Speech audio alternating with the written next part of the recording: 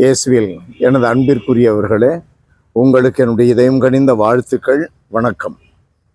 அன்பானவர்களே, ஆண்டவர் இயேசு இன்றைக்கு அவரை பற்றிய மறைநூல் வாக்குகள் நிறைவேறுவதை நமக்கு வெளிப்படுத்துகிறார்.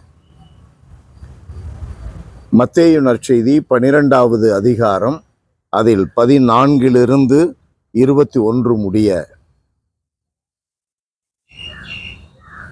இயேசு ஆண்டவர் அவரை பற்றிய நற்செய்தி இன்றைக்கு வெளிப்படுத்துகிற குறிப்பு என்ன என்றால், அவர் தேர்ந்து கொள்ளப்பட்ட ஊழியர்.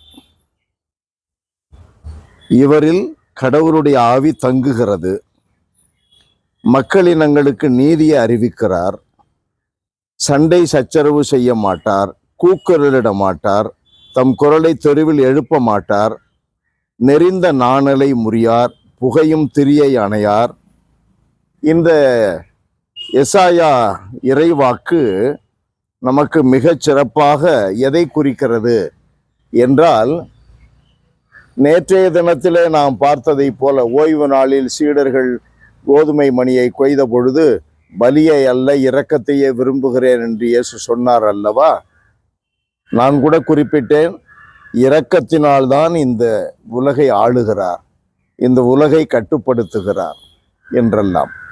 அதை போலவே அவர் இன்றைய நற்செய்தியிலும் நமக்கு வெளிப்படுத்துகின்ற பாடம் என்ன என்றால், நெறிந்த நாணலை முறியார், புகையும் திரியை அணையார்.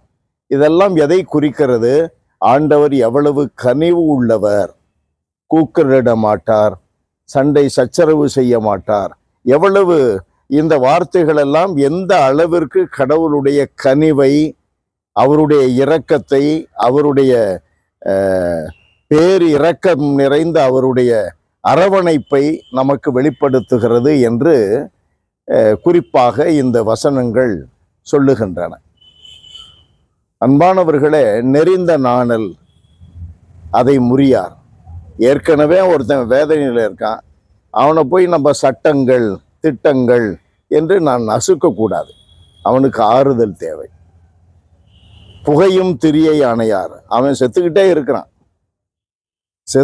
இருக்கிறான். அவனை மெதுவாக நாம் வளர்க்க முயல வேண்டும், நிமிர்த்தி நிற்க செய்ய முயல வேண்டுமே ஒழிய அதை கை வைத்தால் முற்றிலுமாக ஒன்றுமில்லாமல் போய்விடும். ஆகவே நம்முடைய வாழ்விலே மற்றவர்களுக்கு இரக்கம் காட்டுவதற்காக அழைக்கப்பட்டிருக்கிறோம். அவர்தான் கடவுளுடைய ஊழியர், அவரில்தான் கடவுள் பூரிப்படைகிறார். கடைசி வசனமாக சொல்லப்பட்டுள்ளது, இவரில் உலக மக்கள் நம்பிக்கை கொள்வார்கள். அராஜகம் பண்றதுல, பெரிய நிர்வாகி என்று சொல்றதுல, பெரிய பெரிய திட்டங்களை நிறைவேற்றுவதில் நம்ம மற்றவர்களை ஆண்டவரிடம் அழைத்து வர முடியாது.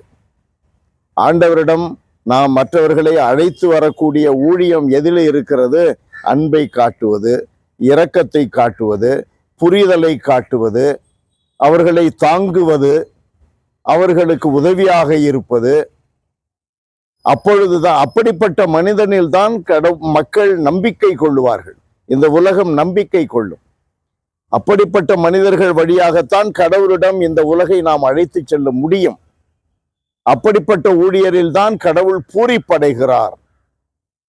அது இயேசுவில் நிறைவாக இருந்தது. அன்பு நிறைந்த எங்கள் கடவுளே, உம்மை போற்றி புகழுகிறோம். எங்களுக்கென்றே இருந்து எங்களை தினம் தினம் ஓரளவாகிலும் சாகடித்து கொண்டிருக்கிற ஈகோ எங்களிலிருந்து மறைய வேண்டும். மற்றவர்களை தாங்கவும், மற்றவர்கள் மீது அன்பு காட்டவும், இரக்கம் கொள்ளவும், மற்றவர்களுக்கு நீதி வழங்கவும், பரிவு காட்டவுமாக எங்களுடைய வாழ்வு மற்றவர்களுக்கு அரவணைப்பு மிகுந்த ஒரு வாழ்வாக வெளிப்படட்டும். ஆண்டவரே, நீர் காட்டுகின்ற இரக்கத்தை நாங்களும் மற்றவர்களுக்கு வெளிப்படுத்த எங்களில் அறிவையும் ஞானத்தையும் உண்மையான உணர்வையும் அயலான் மீது அன்பு உணர்வையும் எங்களுக்கு எழுப்பட்டும்.